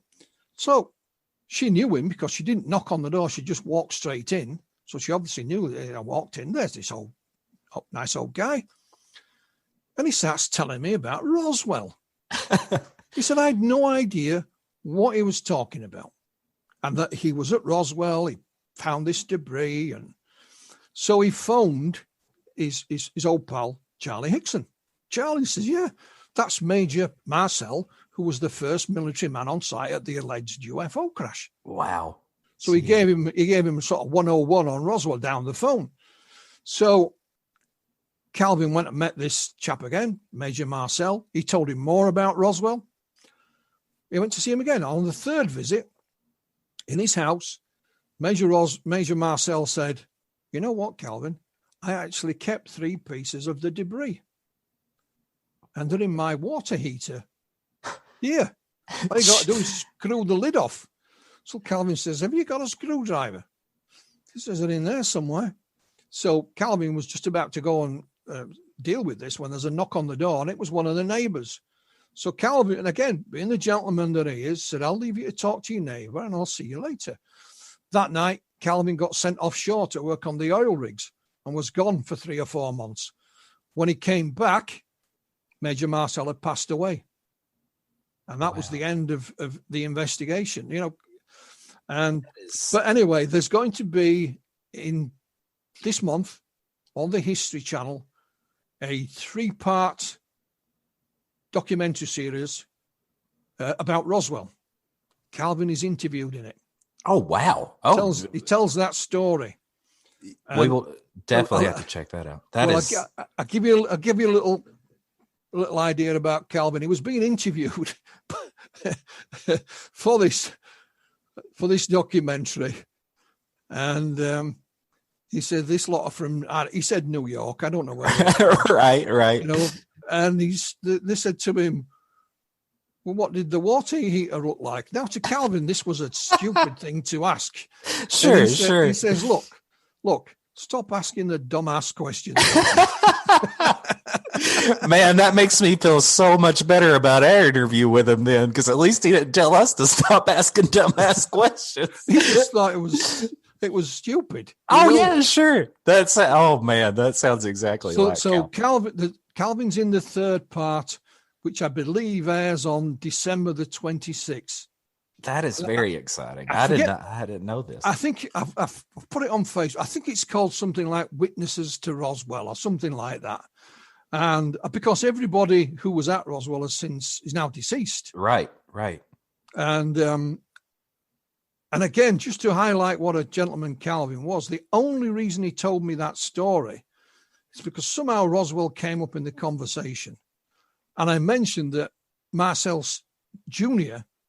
had passed away a couple of years back. Right. And that I'd met him a couple of times. So it was only then that Calvin told us that story. The reason being, he didn't want Marcel Jr. being pestered by the media. So Calvin thought, if I tell this story, I know the old boy's dead, but I don't want his family being bothered. And he didn't realize that, because Calvin doesn't have any real interest in the UFO subject. He doesn't keep up with it. And I said, no, he's now passed away, Calvin. So then, you know, as far as he was concerned, he could tell the story. Absolutely. And I'm sure Calvin knew what that was like to be pestered like that, obviously, you know, and he didn't want somebody else to go through it. Hey, Philip, I appreciate you being with us today. I guess this one thing I've always kind of wondered, you know, someone like yourself who has researched this, do you think like ancient civilizations experienced this type of phenomenon that people of modern times have, you know, starting maybe back in the 40s up to current times? Oh, absolutely. Again, I mentioned a colleague of mine at some point, Dr. David Clark. David has a PhD in folklore, but he's actually, as a profession, he was a journalist. He now teaches journalism and media law at Hallam University in Sheffield, in the UK. And one thing that that David will say is that whatever this phenomena is, it's been with us ever since we've been on this planet, and we interpret it, in our own modern way, but it was interpreted differently in the past. So the answer to that would be yes. It's always been here, whatever it is. Very cool. Very cool. Philip, this has been an amazing interview. Thank you so much for talking with us. Let everybody know where they can find you, where they can find the books. Yeah, Introducing UFOs, A Young Person's Guide. It's available on Amazon. It's a large format, 8 by 10 inches book, or you can download it, to your phone, your tablet, your laptop, your Valve radio, your TV, whatever, So we've got it in those formats. I'm a one-man band. I run Flying Disc Press. So if you just put flyingdiscpress.com, you'll find me. And it's disc spelt with a K, not with a C. And I'm on Facebook. So I'm easily accessible if anybody's wants to contact me for any particular reason. I have been in Kentucky once, but it was only the airport. And we'll close on this, I think, because sure. I was actually flying home from Roswell. Oh, wow. Yeah, but I flew in and out of Albuquerque, and I had to change planes in Kentucky. And I knew I was in Kentucky because there was all the thing about the Kentucky Derby all over the place. Yeah. And I'd still to fly on from Kentucky to New York and then New York back to England. And we got called to the desk because there was a delay. Didn't make any difference to me. I got to wait 3 hours in New York for the next flight anyway. But sure. There was a lady there. I'll never forget. She was going nuts. She said, I've been in this airport for 24 hours and I live here. She was a local, and it was just thunderstorms that were preventing the aircraft from taking off. I'll never forget that lady saying that. I've been in this airport for 24 hours and I live here. That sounds like Kentucky. That sounds like the airport. That's my only time I've ever been in Kentucky was at the airport. That sounds like the airport for sure. But there's so much in Kentucky, like you talked about in the book, and the Hopkinsville goblins and everything. It's a strange and wonderful place. Well, it's funny you should mention that, because the Center for UFO Studies compiled their own report on the Kelly incident, the Hopkinsville goblins. Right. And I've republished it. So that's now available online as well. Wonderful. Well, again, Philip, thank you so much for talking to us. We definitely need to do this again sometime if you ever get the chance. We could go on for another 3 or 4 hours. So if you ever get the chance again, we'd love to do it again. My pleasure, gentlemen, and good night and God bless. Thank you so much, everybody. We will be right back with Midnight in Kentucky. Thank you for listening.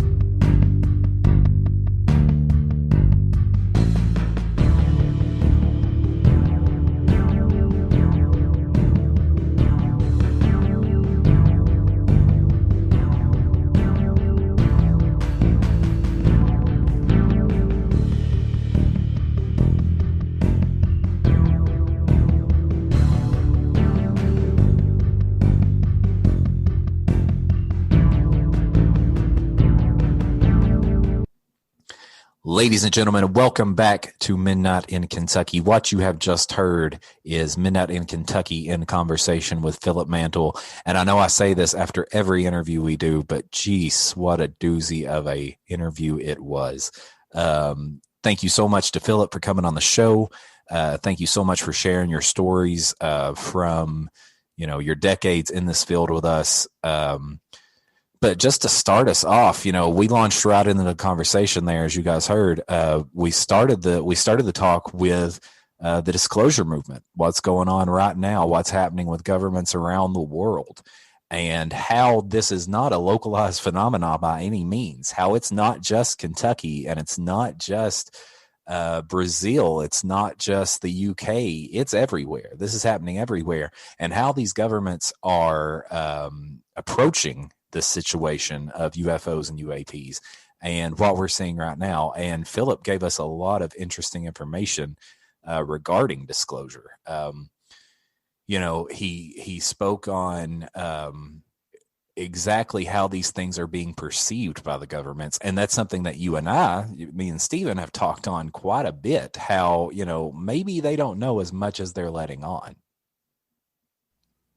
Yeah, it seems like, maybe the government's only giving us certain parts of the disclosure, and maybe they're only giving us the parts that they understand, or maybe parts that they can actually, themselves say, okay, we're just going to give this out to people. And there's other parts that maybe is more deeper, and they're still trying to figure out exactly, what it is they see. And this isn't just a United States government or a United States military.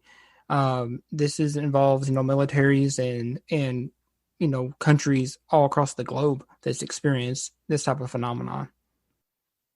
Absolutely. And not only that, but as Philip points out, and as is, repeated again and again in introducing UFOs, it's not just military pilots or military personnel, it's pilots, police officers, pilots in particular, men who know the skies, men who know what they're seeing when they look out over the horizon of their craft. And, that brings to mind the photo that was just released. I think it was over this past week. Of course, when you guys are hearing it, it'll probably be quite a bit in the future. But the Department of Defense's cell phone photo taken by a pilot in, I believe it was a 2019 incident, of a triangular UFO shooting out of the water and into the sky. And, there's been some controversy regarding this photo. Some people believe it's a Mylar balloon, Mylar Batman balloon. Some people, believe it's different things. But you got to ask yourself, could a trained pilot really misidentify a Mylar balloon for something that shoots out of the ocean and shoots into space? Yeah, I think our pilots are a little bit more trained than that. I think they can identify things, a little bit more clear than mistaken unidentified craft for a simple Mylar balloon. Right. But then we're right back to that whole, dismissal thing.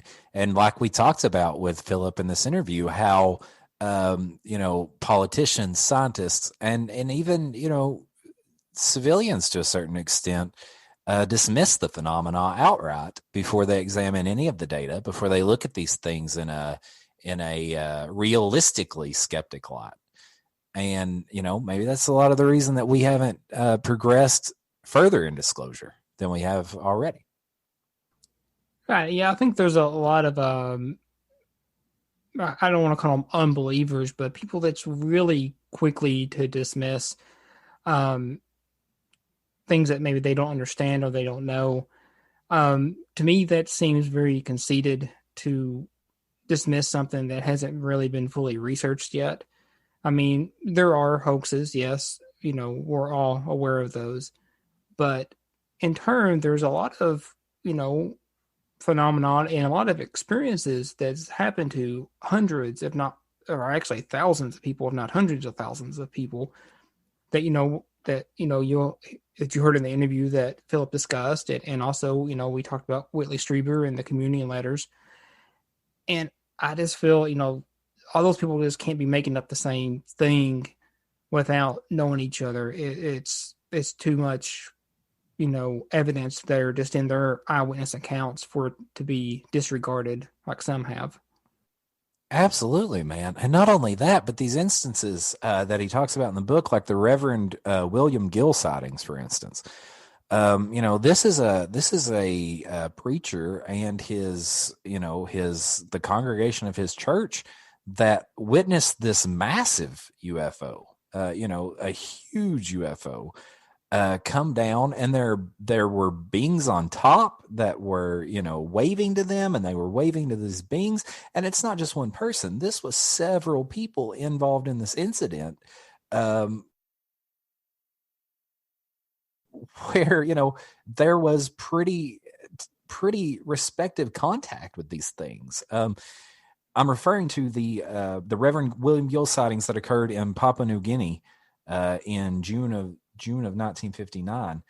Several people, saw this thing. Several people waved at these beings that were on top of this spaceship. And it's exactly like you mentioned. All the people from the communion letters, all the people that mailed Whitley Strieber after reading communion that talked about their sightings, all the people who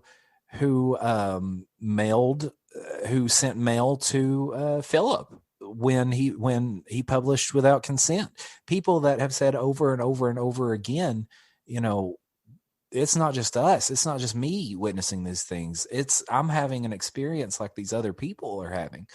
And there's so many of these incidents, and there's so many cases, like we talked about with the Valençol landing, about people who, and the Fife incident, where, these people in Scotland basically had a major UFO incident with hundreds of craft and alien beings on the ground, and just incredible high strangeness. And we see these things again and again, yet, there's still doubt. And that astounds me. Like, that astounds me that with this many people reporting this phenomenon, that, anybody could doubt that something is happening. And like we say in the interview, I don't want to hang my hat on any theory, because I don't know what's happening. And who does know what's happening? Right. And, and I feel like, as Philip said, if you start giving into one theory, you become biased and kind of put blinders on, and you may not look at the other evidence that's out there. And no one can say for certain what this phenomenon is, or if it's even tied to other phenomenon that we've, discussed on this show. But to completely write it off is kind of silly, altogether. Yeah, and totally anti-scientific, like we were talking about with Philip. I mean, it's a completely anti-scientific take on life and the universe around you. Yeah. And I mean, I guess, I think there needs to be more, maybe even funding, like, we discussed college and universities and things. Maybe there needs to be some type of funding, into our larger academic universities, to look into this further, and maybe we can get, some more answers than what we already have. Right.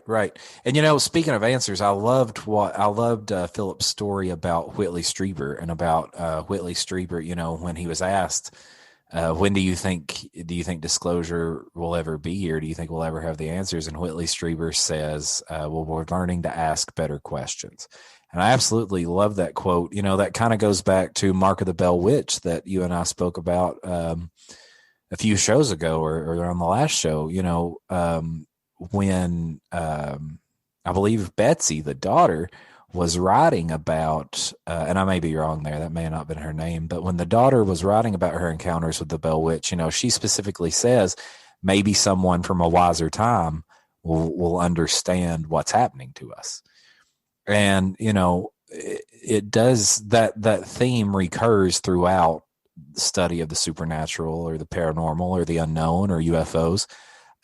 You see that again and again, hoping that the next generation will have the answers. And, I think that Whitley Strieber quote, we're learning to ask better questions, leads us into one of the other things that we talked about with Philip, which is hyper civilizations. What was the book that that he referenced there? Hypercivilizations, An Answer to ET Contacts on Earth by Dan Perkis. You can find it, about anywhere books are sold. I know they got it on Amazon if that's your choice to get books from, or even on the Kindle. Looks like there is a Kindle version of that. And that was one of the books that Philip published from Flying Disc Press as well, right? Yeah, it is from Flying Disc Press. It come out in April 2019. And that theory, the whole hypercivilization theory itself, was one of the most interesting aspects for me of our conversation with Philip. Yeah, I mean, that to me, I guess I've thought about it, but haven't got much thought in it, but I'm definitely going to check that book out. It makes you wonder about, the whole litany of experience, from experiences like the Bell Witch and poltergeist, and to alien encounters, as they are known, or whatever these entities are. It makes you wonder if like Philip said, if you put a computer screen in an anthill, they're going to be aware that it's there, but they have no idea what it is.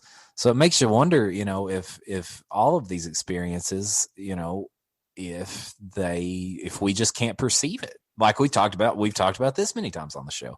If we just can't perceive what we're seeing or what these things are.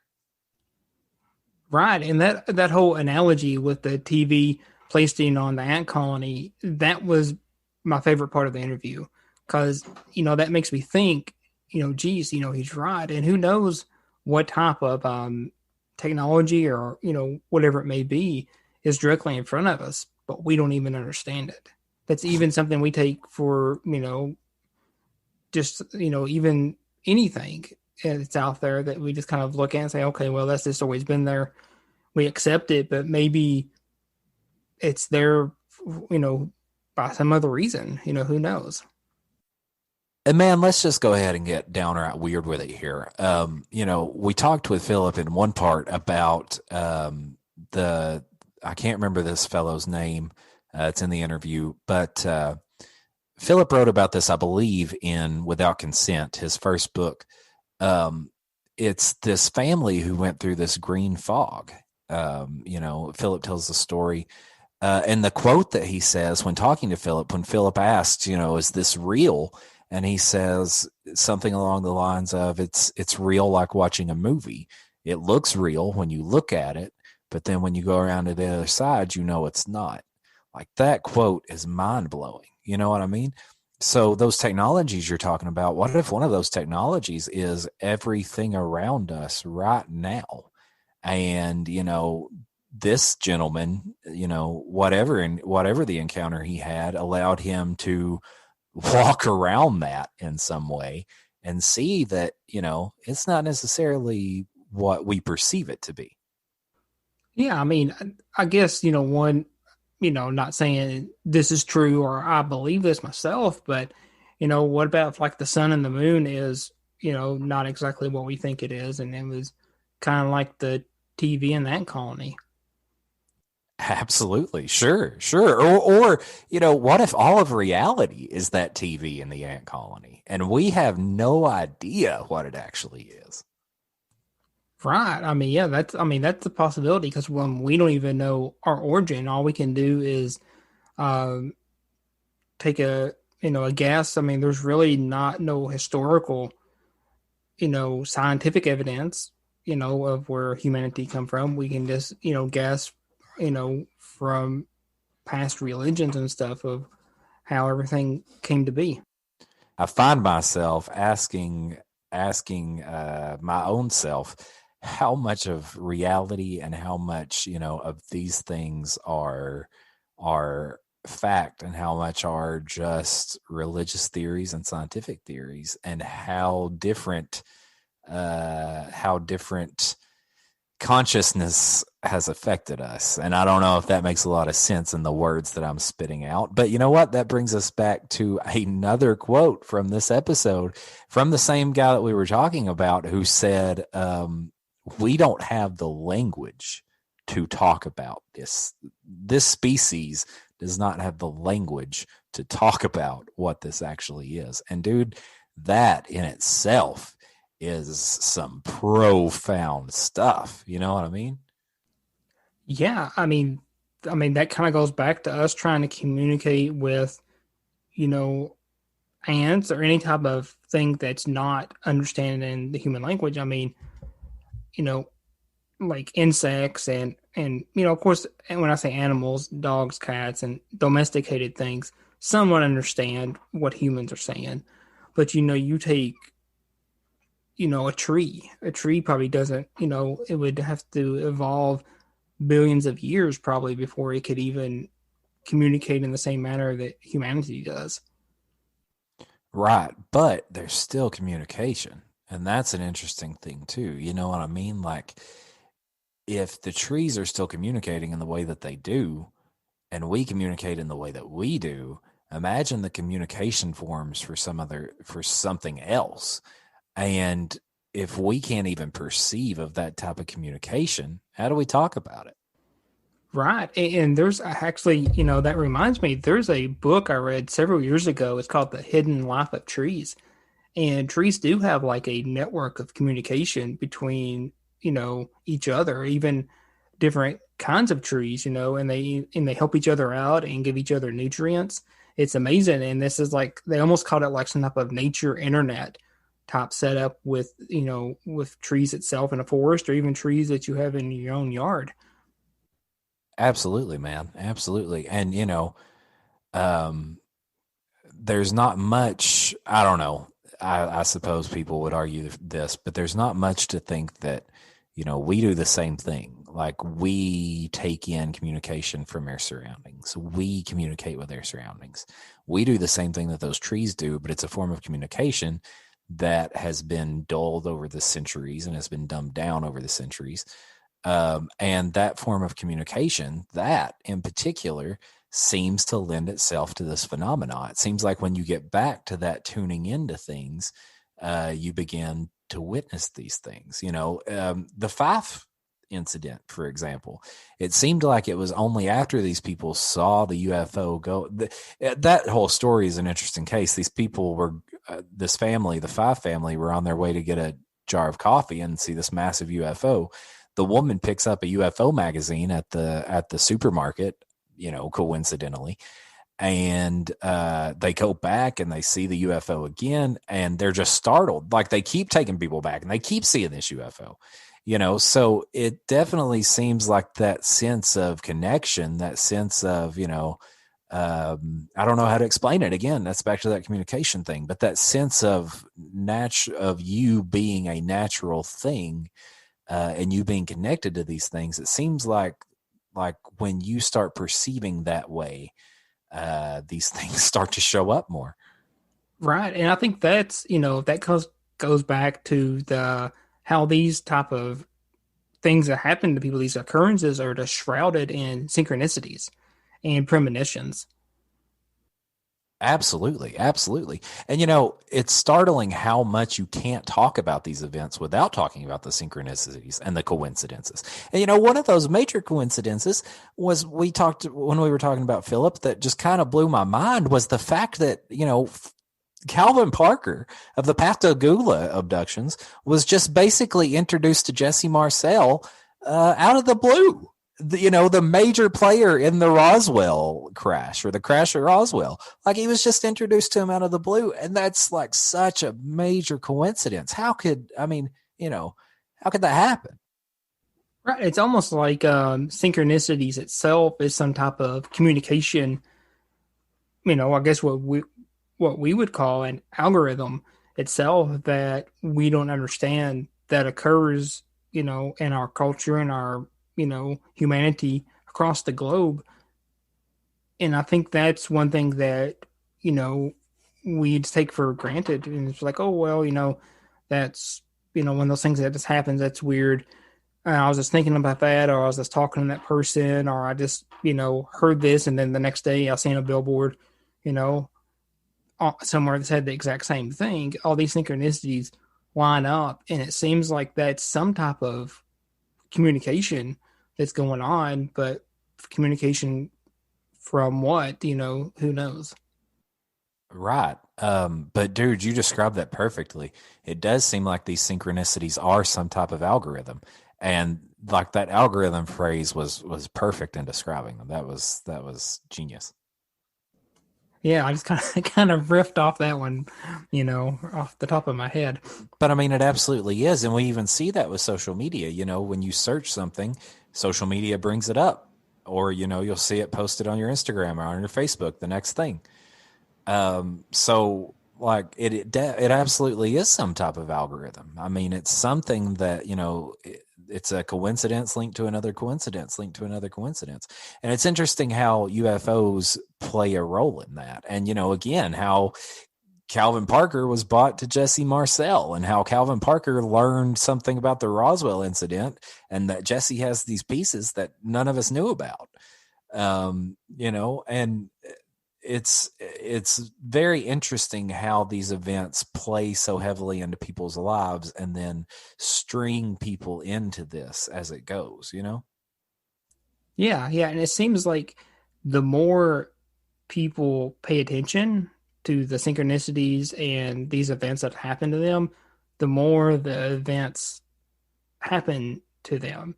We've talked to several people where they have multiple stories that just, has happened to them throughout their life. And I think even John Keel has wrote that, in several of his books, discussing the same thing, documenting those cases. Absolutely. And, I would be remiss if we didn't mention Jacques Valee. Jacques Valee believed, well, he doesn't believe necessarily, but he, promoted many of the theories similar to John Keel, that what we were dealing with is some type of interdimensional intelligence that's maybe us from millions of years in the future. Right, some type of travelers. And I'm thinking the UFOnauts got brought up in our interview with Philip also. They did. It's funny. It was man, I've got to read the book. I've got to get this guy's name because this was such a fascinating story. But it was the fellow in the family who went through the green fog. He called them UFOnauts. Yeah. And that's even, if you think about that, another synchronicity, that ties back into, one of the shows we did previously where it talks, with Hillier. Absolutely. And, that terminology, UFOnauts, I think that's such a better terminology than alien or something like that because, it captures that sense of we don't know what these are, but they pilot these things that we don't know what they are, Yeah, and I mean, this is going to be a wild theory, and we may want to cut this from the show. Hit us with it. Yeah. So, okay. So, this is just one of those theories that Steven's just, riffing on here. But, what about if, like where Captain Mantle said, my God, there's people in this thing. And like, the other incident was described during the interview, like they was waving at them. What about if that's people who has vanished, like the missing 411 people, or even, the people who's vanished from the Bible, like Enoch? I think they said that he was taken. What about if it's people like that's been taken and they're in those UFOs now waving at people? Dude, I love it. No, I love it. And but even Travis Walton talks about that. Travis Walton says in his experience that there was, thousands of people that they had taken. Yeah. And I know, people who interpret the Bible, I think in Thessalonians, we talk about, the great calling up, or, what we describe as the modern day rapture. What about that's just over a series of time and not all at once? Well, man, that does link it back to something that we did talk about with Philip, the whole spiritual aspect of this, how, a lot of people consider these incidents of a spiritual nature. And I'm not saying, angels and demons in any pantheon of religion. I'm saying something beyond our understanding, which may be referenced by religions. But what if that was absolutely? What if, the calling up as we know it is happening continually, and these abductions and disappearances are it? Right. Anybody from Kentucky, you don't have to know. There's just a lot of missing people that just vanish, seem to, disappear off the face of the earth. And that's just not a Kentucky thing. That happens, all over the globe.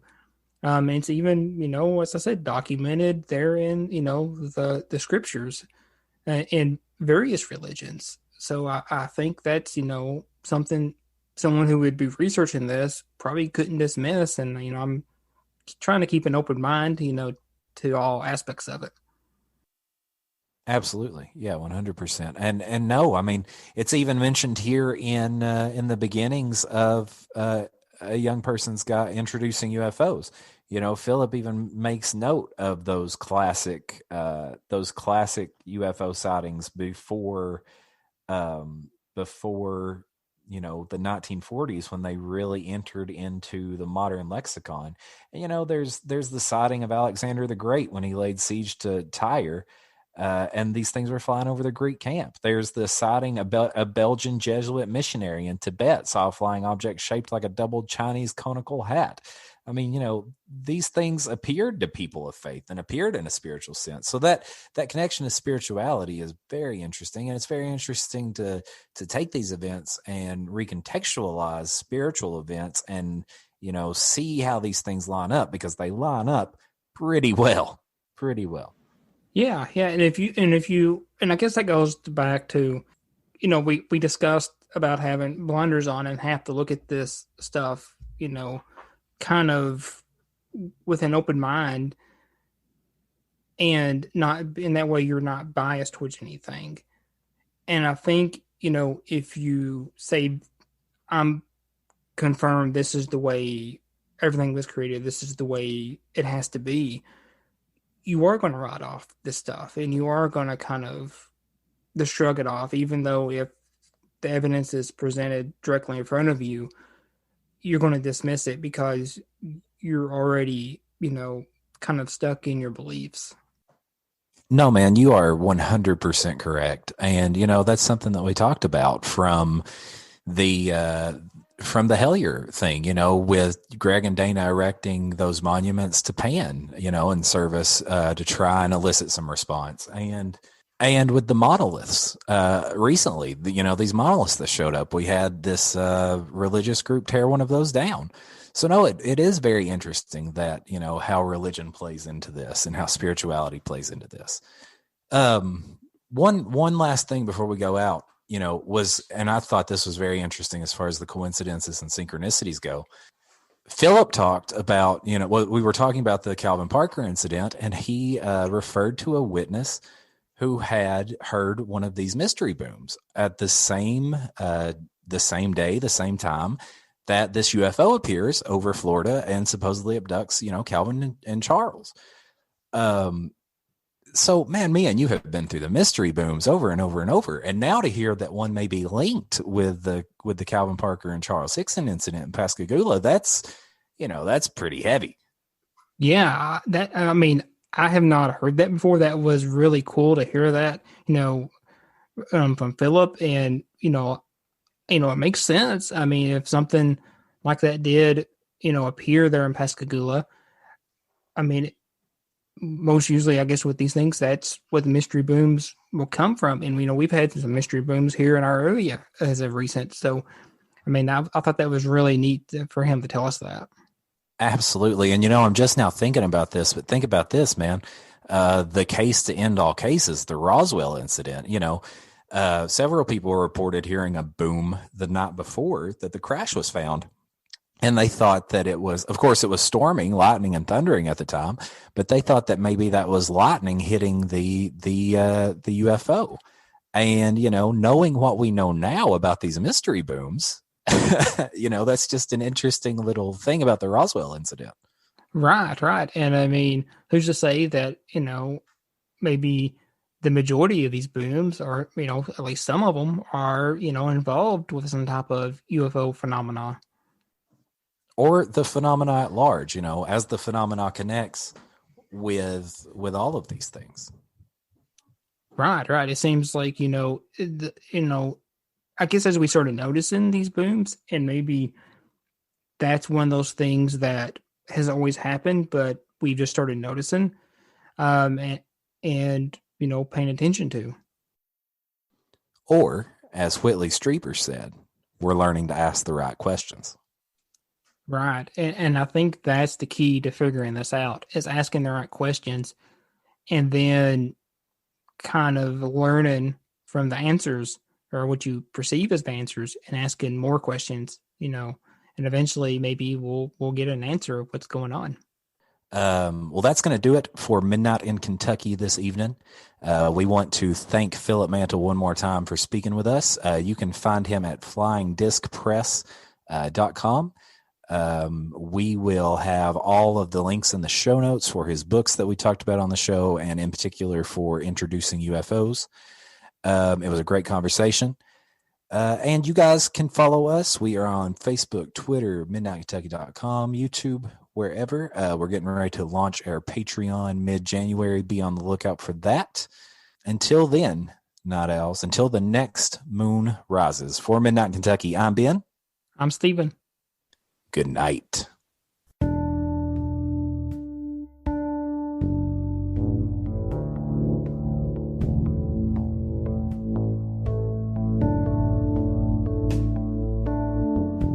You've been listening to Midnight in Kentucky, A Ransom Letter Publishing podcast. Join us on Twitter and Facebook. Or get in contact with your questions, comments, or stories of high strangeness at midnightinkentuckypodcast@gmail.com.